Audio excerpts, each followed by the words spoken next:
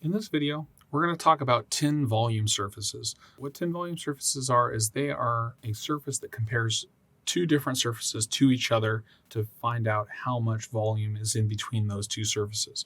And this is important because if you have a surface that's, for example, our existing surface, and you have a surface that is some form of amount of grading or work that you want to take place, then you can find out exactly how much import or export you need to have in order to complete that work.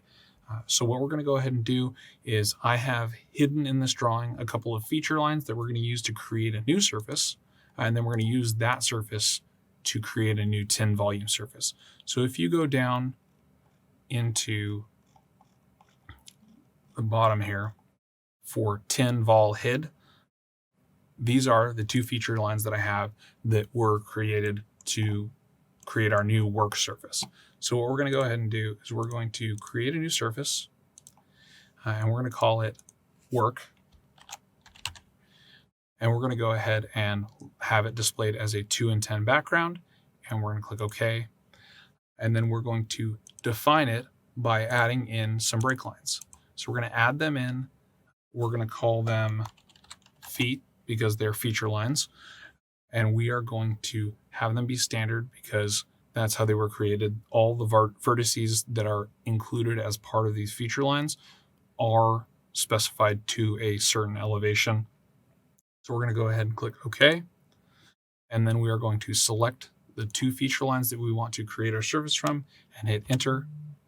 And then you'll see that we now have a surface in here, and then we have our existing surface. So now that we have two surfaces, we can create a tin volume surface. So what we're going to go ahead and do is we're going to go back to surfaces. We're going to right click and click create surface again. Up in the type, we've only been creating tin surfaces. If you drop down, you can see that you can create a grid surface, a grid volume surface, and a tin volume surface. So we have two tin surfaces, so we want to create a tin volume surface.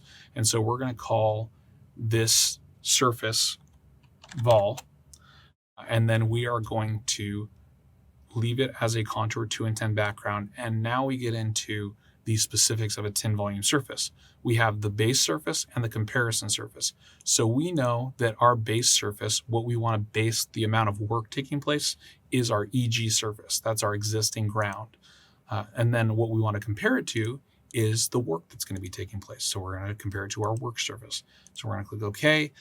If you had cut and fill factors, so if you had expansion for the amount of cut that was coming out, or you had a compaction of the amount of fill that's going in, you could implement cut and fill factors. I'm going to leave them as 1. So I'm going to go ahead and click OK. And so what you see is this surface here is our tin volume surface. And so that tin volume surface can be analyzed by going to it and right clicking and going to surface properties and looking at statistics, and you can drop down volume and find out all of this information, the cut volumes, the fill volumes, the net cut, the net fill, and that kind of information. But you can also look at it by going to analyze and looking at the volume dashboard and adding in our tin volume surface and selecting vol and clicking OK. And what this does is it brings up a table of all that information as well. It gives you your 2D area, your cut, your fill, your net adjusted. So it lets you know basically, do you have more fill or do you have more cut? And this is telling us that our job is weighted more towards fill, and you can see that information in a net graph. We pretty much have all fill, which is the green. You would have red for cut and green for fill. So this lets you kind of visualize what is going on in your tin volume surface. Now, you can, if your tin volume surface is a little outside of the areas that you want to display, like I know that the feature line that we implemented right here was an outer boundary of that volume surface, then I can go ahead and I can go into my volume surface, go to definitions, go to boundaries, and that's the only thing you can add to a tin volume surface is a boundary. I'm going to go ahead and add. I'm going to select an outer boundary, and I'm going to select it, and I'm going to call it feet. And then I'm going to go ahead and say OK.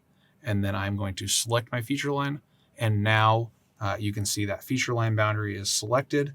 And if I go and I select this, now you can see that curve here is displayed as my volume surface.